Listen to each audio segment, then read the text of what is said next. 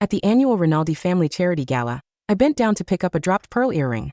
When I looked up, my fiancé, the ruthless Mafia Don, Caspian, and my former best friend, Sienna, were already at the other end of the ballroom. I grabbed my dress to follow them, but my place by his side was already gone. They stood close, whispering about bloody business I couldn't touch. I felt like a stranger. I always knew my marriage to Caspian was arranged. We grew up together. We even went to the same college. Until Sienna showed up. She used to be my best friend. Now she was Caspian's sharpest blade. His right hand. Caspian and Sienna were the family's golden duo. They thrived in the dark, ruling through bullets and blood. Me. I scrubbed their dirty money clean. Yet I was just arm candy. A smiling trophy locked out of his dark world. Caspian always loved tracing my jaw with his callous fingers. "Your innocence is charming," he'd murmur. Then he'd turn around and handle the bloody family business with Sienna, without a second thought. Watching them fade into the shadows, a bone-deep exhaustion hit me. I was done chasing Caspian. Caspian and Sienna disappeared into the shadows of the terrace. Neither of them looked back. I was just an expensive ornament in the ballroom. I stood there for a moment, then turned and left. I went back to the penthouse alone. My phone rang. It was another friend, sounding excited. "Aurora. How's the celebration? You landed such a huge deal. Did your ruthless Don buy you another pink diamond?" The freezing wind and rain whipped against my legs. "It's over." I forced a bitter smile. My voice was dry. "Already? No romantic. He's busy." I hung up, got into my car, and shut out the cold New York night. Back at our penthouse, I changed into a silk nightgown and sat alone by the floor-to-ceiling windows. I was born to be his. For 25 years, I was his sheltered princess, groomed to be the perfect match for the king of the underworld. I never complained, even though we spent less than 10 nights a year truly alone, because I loved him. But tonight, looking at my pale face in the mirror, I was just so damn tired. At 3 a.m., the bedroom door opened. The heavy scent of gunpowder and blood filled the room. I woke up with a start. My first instinct was to pull away. I didn't want to get up, run his bath, and prep his clean bandages like I usually did. But before I could turn, a large hand gripped my wrist. Caspian yanked me into his chest. He buried his face in my neck. His hot breath hit my skin. His rough thumb rubbed hard against my pulse, making me shiver. "Why are you hiding? Don't recognize your man?" His voice was rough, carrying a sick kind of satisfaction. He always needed to hold me like this after doing his dirty work. He used to say I was his only light, that my purity washed away his sins.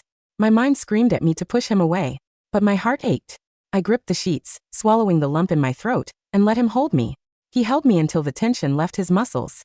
Once he got what he needed, that rare vulnerability vanished. After he showered away the blood, the ruthless Don returned. We sat together on the terrace sofa. The intimate warmth from the bedroom was gone. The only sound was the metallic click of him stripping and cleaning his gun. "Aurora," Caspian said suddenly. His voice was no longer the rough whisper from the bed. It was harsh and commanding. "Yeah. Could you be a little more mature?" Click. He slammed the magazine into the grip. I froze. It took me a second to process the whiplash. "What did you say?" He didn't even look up. He just wiped the cold barrel, his tone absolute and sharp. "You vanished from the gala tonight without a word. I didn't have time to deal with it then, but you made me look like a joke in front of the whole family and the underbosses. I am the Don. I need Sienna to help me lead. Can't you be a little understanding? Stop being so hostile to her. It's bad for the family." Every word was a dull knife slicing my chest open. The cold New York wind howled through the wound. Mature? Understanding? He was the one who walked off with Sienna first. And yet he didn't care about my feelings. He only cared about his ego and Sienna's feelings. "Look at you. I say 2 words and you're already tearing up." Caspian finally looked up. His eyes were cold and arrogant. He looked at me like a spoiled pet throwing a tantrum. "Don't test my patience with your spoiled brat temper." Hot tears finally fell, leaving dark spots on my silk gown. I bit my lip hard, looked down, and swallowed all my despair. "Okay. It won't happen again." My voice was hoarse. Hearing me yield, Caspian sighed in satisfaction. He reached out and ruffled my hair like a pet. "Go to sleep. I have a video call with Sienna. We need to plan our hit on the bratva." He grabbed his gun and walked to the study without a second glance. As the door shut, my phone rang on the nightstand. Dad flashed on the screen. I took a deep breath, cleared my throat, and answered. "Aurora, my sweet girl." My father, a powerful state senator, sounded warm and hopeful. "Didn't you say you were talking to Caspian about the wedding date tonight? Is it set?" I clamped a hand over my mouth, fighting back a sob. Through blurred vision, I looked at the light under the study door. He was fighting a war in there, side by side with another woman. "Aurora? Are you there?" A few seconds later, I dropped my hand. I bit my lower lip and spoke in a flat voice I barely recognized. Dad, Caspian is busy lately. He has no time to get married. At the Sunday family dinner, the Capos wouldn't let it go. Aurora, when is the wedding? You've been engaged for 3 years. This delay is a bad look. I put down my silver fork and took a deep breath. I'm calling off the engagement. The table went dead silent. Are you crazy, Aurora? A capo slammed his hand on the table. This was decided the day you were born. Child, did Caspian disrespect you? Don't play games with our family's future. I just shook my head. Being his queen was never my choice. It was family duty. But years ago, in the estate's rose garden, he picked the brightest rose for me. Aurora, you will be my only queen. For that promise, I willingly walked into this gilded cage. The next day at noon, I was clearing out my office when Sienna sat across from me. As she moved, a silver cross necklace slipped from her collar. She slid a black Americano toward me, her eyes probing. Through another tantrum with Caspian last night? I stared at the necklace on her collarbone. My blood turned to ice. I got him that charm when I was 18, praying on my knees after he barely survived a shootout. He kissed my forehead and swore he'd never take it off, even in death. Sienna looked down in fake surprise. You didn't know? Before the shootout with the Russians last night, Caspian put it on my neck himself. Said he was lending me your good luck. He even made a bet. He said if you found out he gave me his precious charm, you'd come crying and screaming to him. My hand flinched. The words felt like 1,000 needles piercing my heart. I took a sip of the bitter coffee. Is that so? Seeing me so calm, Sienna leaned in. You're really not mad? Then Caspian lost the bet. He was sure you'd cry to him.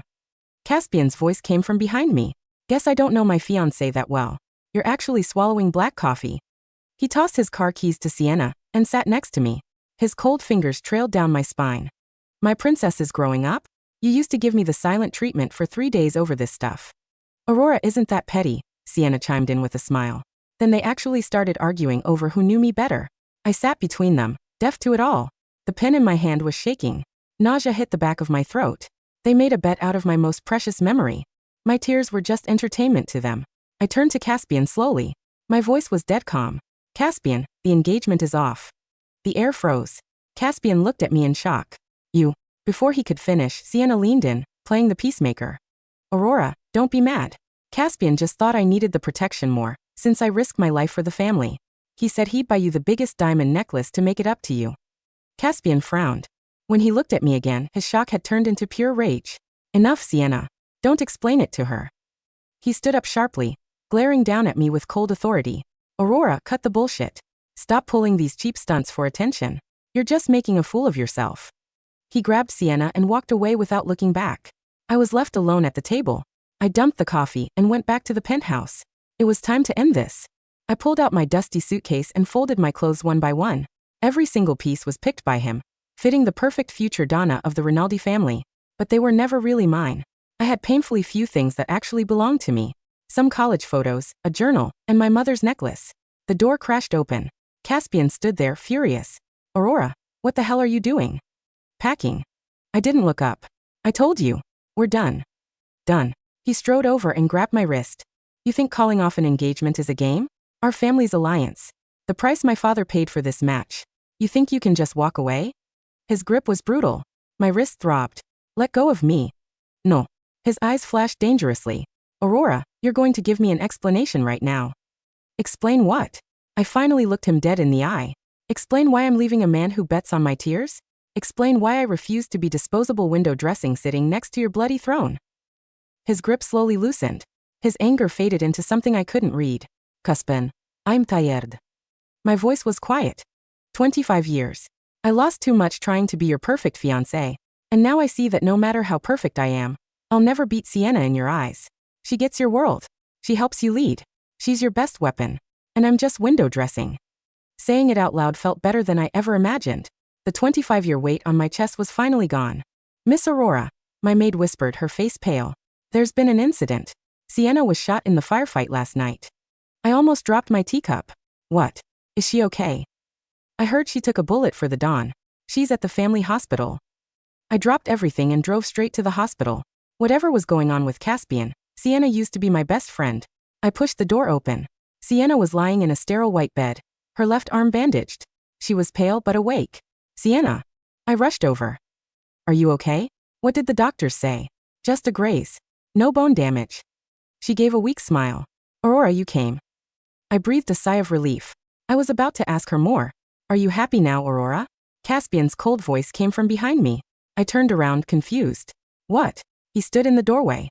His suit still had fresh blood on it. His eyes were like knives. You made a scene yesterday. It distracted the guards, the perimeter fell, and the Bratva breached our compound. Sienna wouldn't be in this bed right now. His words hit me like a hammer. I didn't. You didn't what? He mocked. Did you really think your little stunt wouldn't have consequences, Aurora? Now look.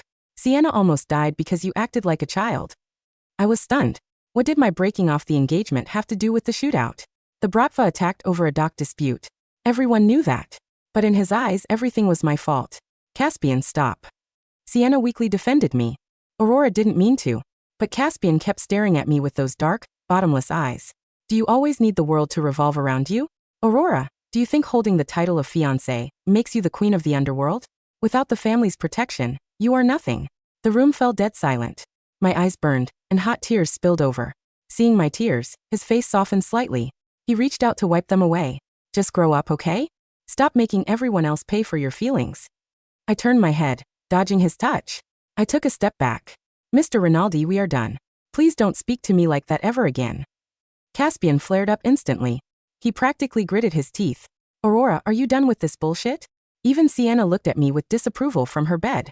Stop being so stubborn, Aurora. I looked at the two of them and suddenly found it hilarious. They were so alike. So self-righteous. So condescending. They never saw my words, my feelings, or me as a person. I gave a bitter smile. I'm not being stubborn, Mr. Rinaldi. I'm just stating facts. With that, I walked out. For the next 2 weeks, Caspian gave me the cold shoulder. He didn't even come back to the penthouse. He moved back to the family estate. We were like strangers. We nodded politely at family gatherings and went our separate ways. But the rumors about him never stopped. Like how he flew in the best medical team from Europe, just for Sienna's recovery. Or how they purged the family traitors together. It was so brutal that it shook the entire underworld. Aurora, what's going on with you and Caspian? A friend asked over the phone. Word on the street is the engagement is off. It's nothing. Just a disagreement. I brushed it off. A disagreement? That's Caspian Rinaldi. Women would kill to marry him. Are you insane? I hung up and kept sorting my paperwork. I threw myself into work these days. I wanted to be so busy I couldn't think about anything else. One afternoon, I was reviewing a massive offshore investment contract. Sienna showed up at my office door. Her arm wasn't in a sling anymore. She looked like she was healing well. Aurora. She linked her arm through mine like old times. You're fighting with Caspian, so you're icing me out too? I pulled my arm away and kept reading. I'm Buse. Sienna. You two are so stubborn. She sat across from me. I'm here to give you an out. Just be the bigger person and apologize first, okay? You were the one who brought up the breakup. Of course Caspian's pride took a hit. I finally looked up at the face I used to know so well. Why? Why what? Why do you always take his side? I asked calmly. We knew each other first. And I didn't do anything wrong. But you always act like you're throwing me a bone. Like I should thank you for your mercy. Sienna's smile stiffened. Aurora, what are you talking about? The truth. I closed the file and looked her in the eye. Ever since college, you've latched onto power. You let everyone else fight your battles while you reap the rewards, don't you? Looking at her, I felt nothing but coldness. She was a total stranger to me now. Miss Sienna, I have a meeting. If that's all, get out of my way. Sienna turned ghost white. Sienna, come here. Caspian was standing nearby. He shot me a look so cold I could have been his sworn enemy. Fine by me. I pulled away and walked off. Less than an hour later, my phone blew up. Miss Aurora, it's a disaster. The family's consigliera sounded frantic. The offshore investment your father brokered went south. My blood went cold. It was $1 billion project. On paper, it was real estate. In reality, it was the family's biggest money laundering pipeline. My father pulled every political string he had as senator to greenlight it. What happened? I forced myself to stay calm. The offshore accounts leaked. The FBI is sniffing around. I nearly dropped my phone. Only 3 people had access to those accounts. Caspian, Sienna, and me. And I never touched the actual operations. An emergency family meeting was called in 10 minutes. I rushed to the boardroom. All the capos and underbosses sat at the long table, their faces grim. Caspian sat at the head, looking like a thunderstorm. Sienna sat on his right, keeping her head down. You all know the situation, Caspian started, his voice chilling. Someone leaked the intel. A capo slammed his fist on the table. How does a rookie mistake like this happen? Now is not the time to point fingers, another capo said. The feds are looking at the books. We need to cut our losses now. All eyes turned to Caspian, waiting for his call. I looked at Sienna. She was pale as a sheet, her hands shaking violently under the table. It was my mistake. I watched Sienna's shaking hands. I suddenly wanted to see just how far Caspian would go for her. So I spoke up coldly. I used an unsecured network while checking the offshore books. Sienna's head snapped up. She looked shocked, like she'd just been thrown a lifeline. But before I could say another word, Caspian's ruthless voice cut me off. No, it wasn't Aurora. I almost breathed a sigh of relief, until he dropped the hammer. It was my father-in-law's political funds. His people leaked it. I'm handing the senator over to the FBI to shut down the investigation. The room went dead silent. I couldn't believe my ears. My blood turned to ice. Caspian, you know that's a lie, I hissed. He didn't even glance at me. Shut up, Aurora. It's family business. After the meeting, Sienna practically ran out. The others filtered out until only Caspian and I were left. Are you insane? I stood up, glaring at him. You know it was Sienna. Only the three of us had clearance. You're sacrificing my father just to protect her. Caspian towered over me, his eyes full of exhaustion and disappointment. Is this your idea of a game, Aurora? Caspian sneered. Did you think taking the fall would make the capo suspect Sienna? Since when did you get so manipulative? He looked at me like I was a psycho. Sienna took a bullet for this family. All you do is shift the blame and set people up. Burning a senator to save my second-in-command is just good business. I stared at him blankly. It felt like a knife was carving up my heart piece by piece. You're burning my father to save her. It wasn't a question. It was a fact. I am protecting the family, he said coldly. A senator's career is a fair trade for the family's survival. My fingers absent-mindedly touched my chest. There was no physical wound, but the pain was killing me. The next day, the news was everywhere. State senator under investigation for dirty money. Rising political star falls. Senator charged with money laundering. The entire elite circle was treating my family like a joke. My phone rang nonstop. Reporters wanting a scoop, friends wanting gossip. I ignored them all. At 3 p.m., I changed into casual clothes and packed all my personal stuff into a cardboard box. I bumped into Caspian at the elevators. He saw my box and scoffed. You're throwing a fit over this? The FBI took my father, I said completely deadpan. He actually looked relieved. He reached out to ruffle my hair, just like old times. Don't worry, baby. Once the heat dies down, I'll put your dad in an even higher seat. What's a senator? If I want to, I can make him governor. Stop throwing a fit and wait for me at home tonight. He said it so casually. Like my father's entire life was just a pawn on his chessboard. Like my family's 20 years of hard work could be trashed and replaced on a whim. Okay, I said quietly. Then I walked out of the building that had trapped me for 25 years, without ever looking back. As the elevator doors closed, I saw him standing there, a flash of confusion in his eyes. He thought I was just throwing another tantrum, that I'd be back in a few days. He didn't know I was never coming back. The rain in New York did not feel cold anymore. It felt like a baptism. I stepped out of the Rinaldi corporate tower, and into the back of a sleek, black, town car that had been waiting for me at the curb.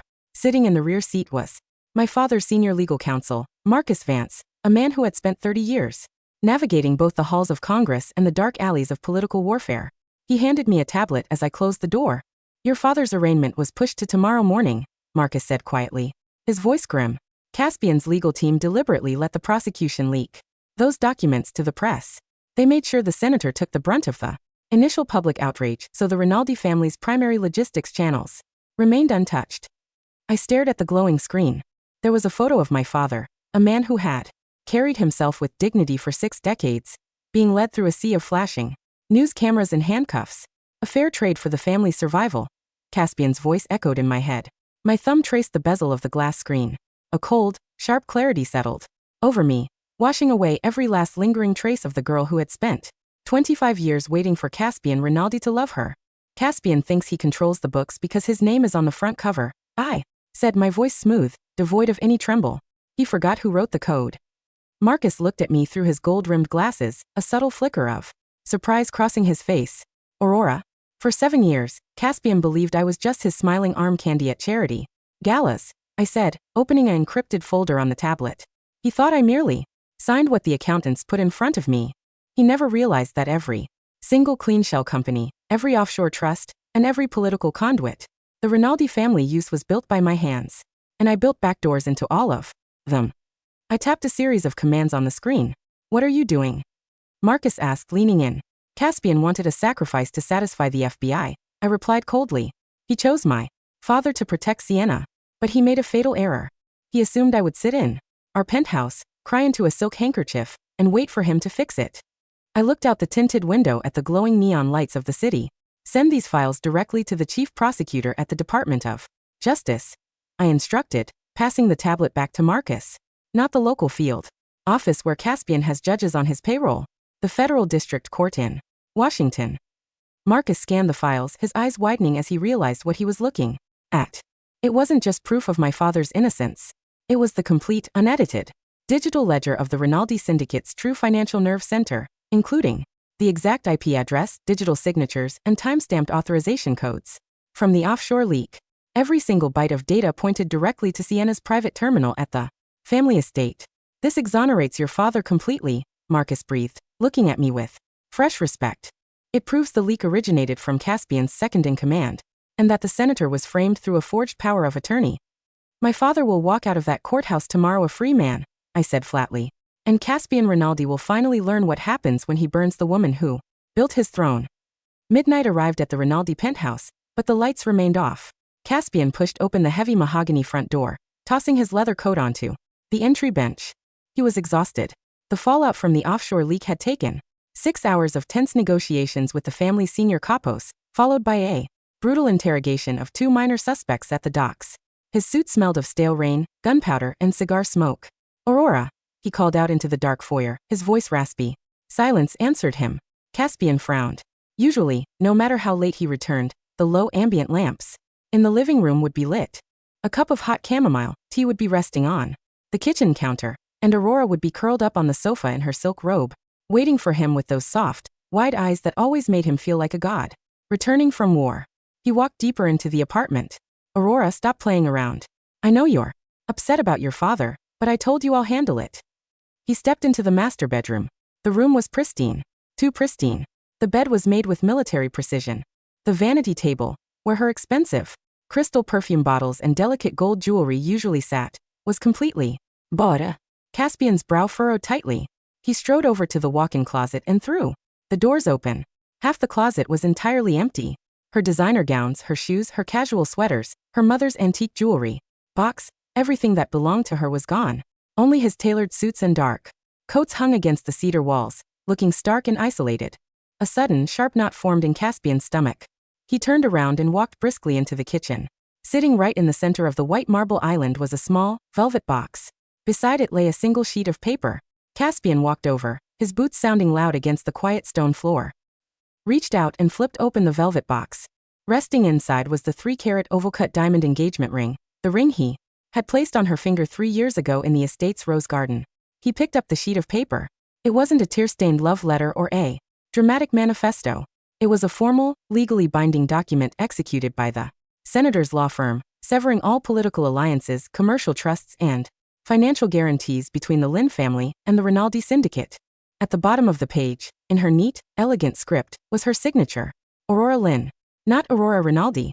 Caspian stared at the paper, his hands slowly tightening until the thick parchment crumpled in his fist. Ridiculous, he muttered, a bitter, sarcastic scoff escaping his lips. She thinks she can just pack a bag and leave. He pulled out his phone and dialed her number. The number you have dialed is no longer in service. He tried again. The same automated female voice answered him, cold and indifferent. Caspian's face darkened into a storm.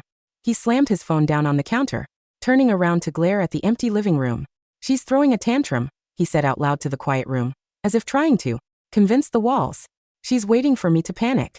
She'll stay at a hotel for 2 days, realize she can't live without the family's protection, and come crawling back. He walked over to the floor-to-ceiling windows, looking down at the rainy grid of Manhattan below. He pulled out a cigar, struck a match, and took a slow drag.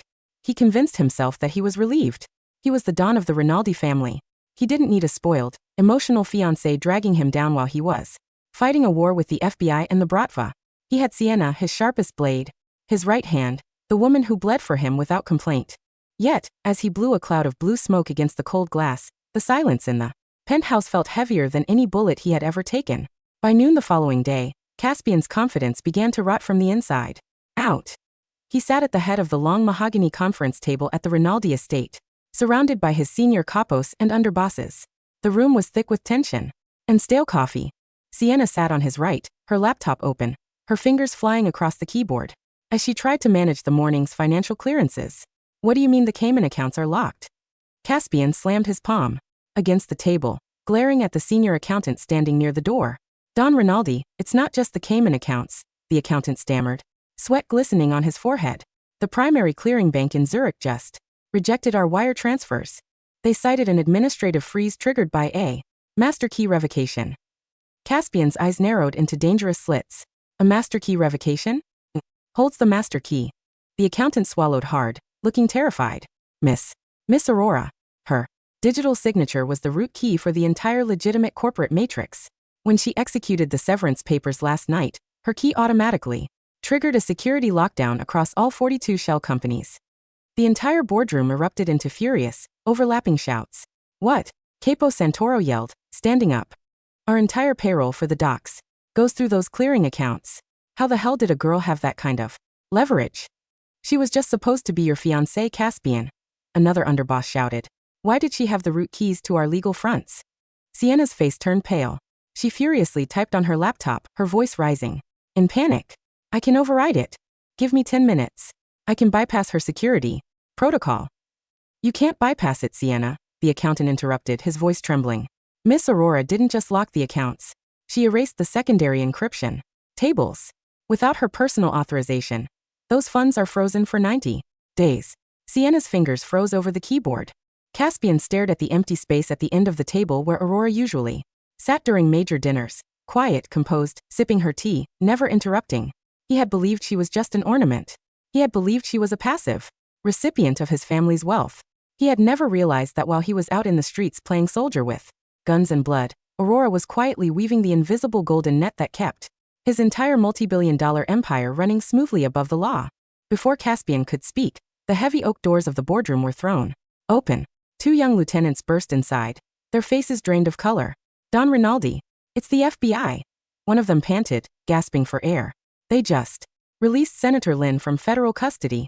Caspian stood up sharply. What? On what grounds? The federal prosecutor dropped all charges against the senator 10 minutes ago. The lieutenant stammered, pulling out a tablet. They issued an emergency arrest warrant instead. The lieutenant hesitated, looking nervously at Sienna. For who? Caspian roared. For Miss Sienna, the lieutenant whispered. The FBI received the unedited digital logs from the offshore leak. Her personal IP address, her encrypted workstation in this building, and her digital signature are attached to every single leaked file. The room went dead, terrifyingly silent. Every capo in the room slowly turned their heads, their eyes fixing on Sienna, like a pack of wolves eyeing a wounded deer. Sienna dropped her pen. It clattered loudly against the glass table. No, that's impossible. I didn't leak those files. I swear to you, Caspian, I didn't. If you didn't leak them, Capo Santoro hissed, pulling out a heavy silver revolver and placing it on the table. Then how did the federal prosecutor get your private workstation keys, Sienna? Sienna's breath hitched. Her eyes widened in utter terror as the horrifying realization finally struck her.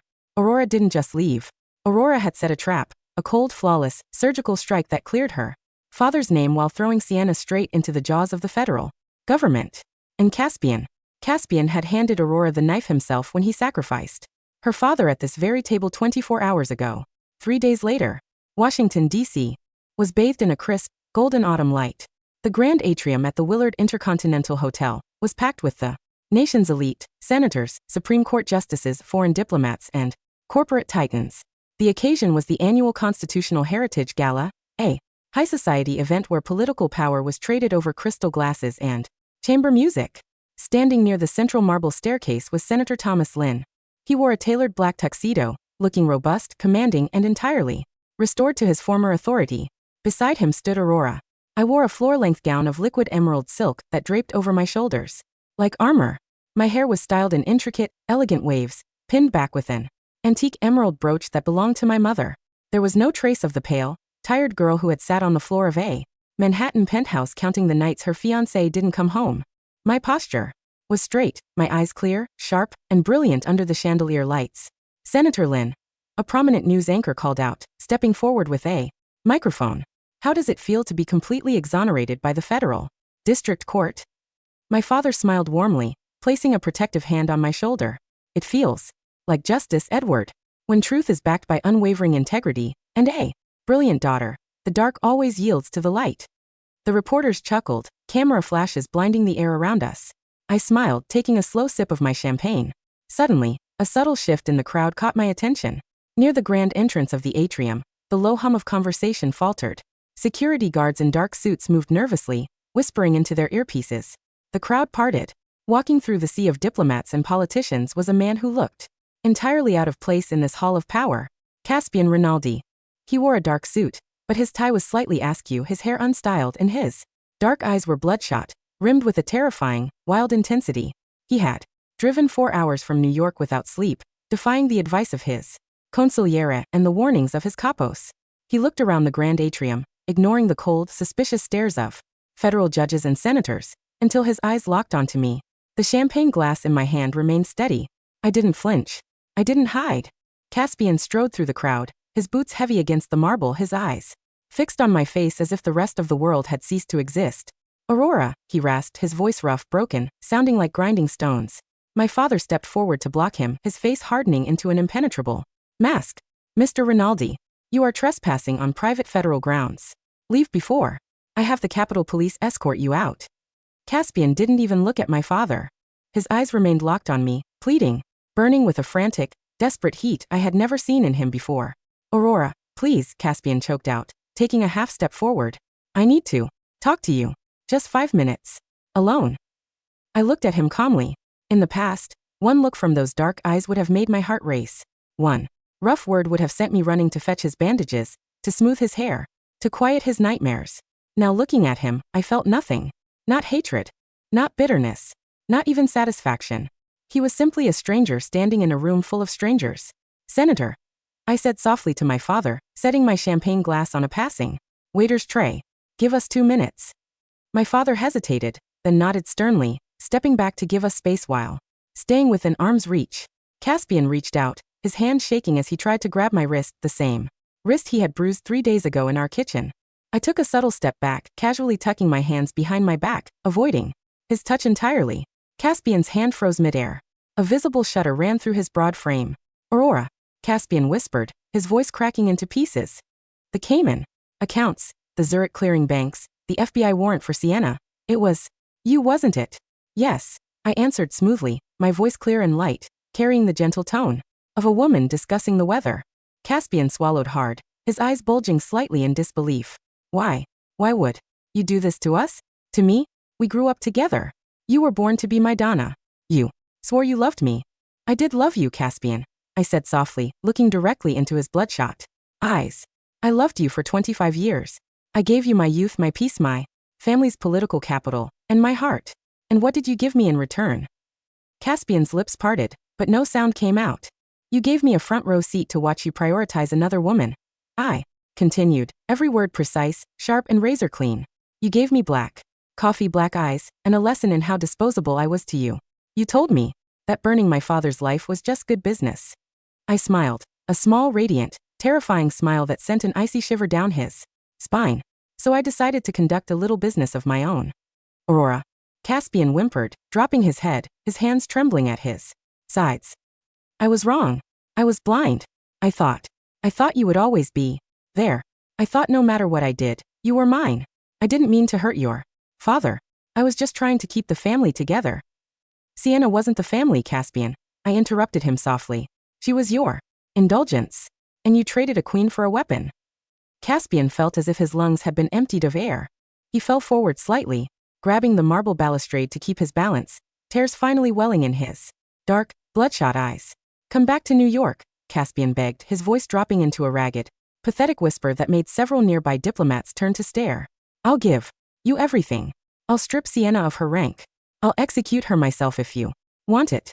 I'll put your name on every building, every account, every territory. Just come back home, please. The penthouse is so cold without you. I looked at the Don of the Rinaldi family, the ruthless king of the underworld, who had made hardened criminals weep for mercy, kneeling spiritually at my feet. In the middle of a Washington gala. The penthouse wasn't cold because I left, Caspian, I whispered, leaning in, slightly so only he could hear. It was cold because you never brought any warmth into it. I took 2 steps backward, joining my father at the top of the marble stairs. Goodbye, Don Rinaldi. Caspian didn't make it back to New York. As he walked out through the glass doors of the Willard Hotel into the crisp Washington night, 4 unmarked black SUVs pulled up to the curb, blocking his path. 8 federal agents stepped out, their badges gleaming under the streetlights. Guns drawn. Caspian Rinaldi, the lead agent declared, pulling out a heavy steel warrant. You are under arrest for racketeering, federal money laundering, obstruction of justice, and conspiracy. Caspian didn't fight. He didn't draw his gun. He didn't even look at the agents. He stood on the cold sidewalk, staring up at the brightly lit windows of the grand atrium where the silhouette of the woman in the emerald dress was visible against the gold light, moving gracefully among the world's most powerful leaders. He finally understood. She had never been his captive ornament. She had been the anchor holding his dark, chaotic world together. And when he severed the rope, his entire ship drifted straight into the storm. 6 months later, the Rinaldi family syndicate had ceased to exist, deprived of their clean financial clearing pipelines and targeted by relentless federal prosecutions backed by state-level political pressure. The capos turned on each other. Capo Santoro executed Sienna in an alleyway near the Brooklyn docks after discovering she had attempted to strike a plea deal with the FBI to save her own skin. 3 weeks later, Santoro and the remaining underbosses were rounded up. In a massive multi-state federal sweep, Caspian Rinaldi was convicted on 17 federal counts and sentenced to 45 years at the Supermax facility in Florence, Colorado. He spent his days in a concrete cell 12 feet long and 8 feet wide, devoid of silk sheets, fine wine, or the smell of gunpowder. Every morning, the prison guards would toss a copy of the Washington Post into his cell. And every morning, Caspian would flip straight to the political and business section. He would look at the photographs of Aurora Lynn, now the chairperson of the Lynn Global Strategic Institute, and a rising political force in her own right, standing beside world leaders, smiling brightly under the sun, radiant, powerful, and completely unburdened.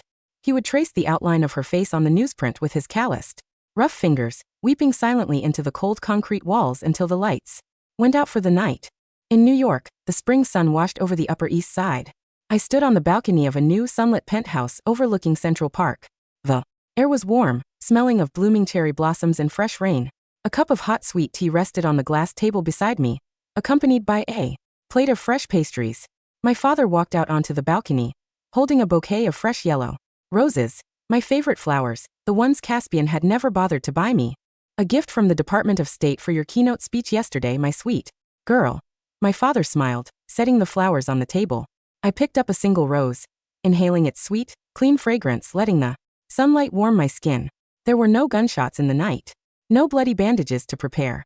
No black coffee to swallow down. No cold eyes telling me to be mature. I leaned against the white railing, looking out at the vast, endless horizon of the city below. The gilded cage had shattered into dust, and the queen was finally home.